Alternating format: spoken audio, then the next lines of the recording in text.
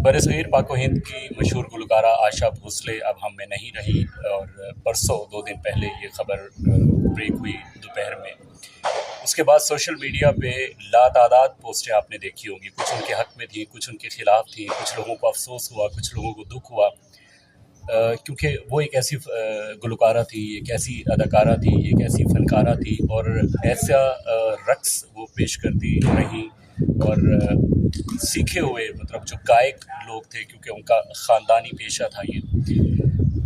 लेकिन अफ़सोस ये हुआ कि सोशल मीडिया पे काफ़ी लोगों ने उनका मजाक उड़ाया। सोशल मीडिया पे लोगों ने ये नहीं बताया कि उन्होंने ग़ुलाम अली ख़ान साहब के साथ या ख़ान साहब उस्ताद मेहदी हसन ख़ान साहब के साथ उनके क्या रिलेशंस थे, हमारे पटियाला घराने से उनके क्या रिलेशंस रहे, सलामत अली ख़ान साहब के साथ उनके क्या रिलेशंस रहे।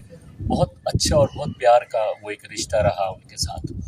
लेकिन हमारे यहाँ मसला ये होता है पाकिस्तान में कि हम लाइक्स, कमेंट्स और शेयरिंग के चक्कर में कुछ भी ऑल फॉल बना के हम लोग वो डाल देते हैं और फिर उस पर हम लोग कोशिश करते हैं कि यार हमें इस पर कोई रेवेन्यू आएगा। इस हराम का पैसा कमाने से बेहतर है कि आप अच्छी चीज़ें अपलोड करें। अब एक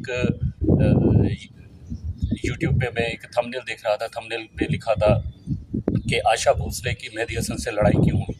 कभी नहीं हुई, हम लोगों ने तो कभी नहीं सुना। अगर आपके नज़र में है, आपकी शुनीद में कोई चीज़ आई है तो हमें ज़रूर बताएं। और उसके बाद लिखा हुआ था कि भाई वो उनका आखिरी पैगाम क्या था। हालांकि उनकी आखिरी जो वीडियो थी वो एक तब्बों के साथ एक वीडियो आई थी जिस पे वो गिटार पे कुछ गुनगुना रही थी।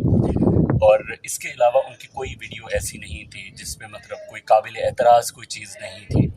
तो ये जो फ़नकार होते हैं, फ़नकारों की कोई सरहद नहीं होती। हम आज भी माइकल जैक्सन को उतना ही पसंद करते हैं, हम आज भी एल्विस प्रेस्ले को उतना ही पसंद करते हैं जैसे कि पहले किया जाता था, जैसे कि 70s में 60s में किया जाता था। इसी तरह से एक जो उनका करियर है 50-55 साल का, हम लोग उसको भी उसी तरह ही मोहब्बत करते हैं जिस तरह से हम दूसरे फ़नकारों से मोहब्बत करते हैं। तो खुदारा झूठी चीज़ें मत फैलाएं, अपनी रिसर्च करें, रिसर्च करके चीज़ों को बनाएं, चीज़ों को अच्छा बनाएं, बेहतर बनाएं। एक अच्छा प्लेटफॉर्म है, इसका इस्तेमाल करें, लेकिन झूठ मत बोलें इस पर। Thank you very much.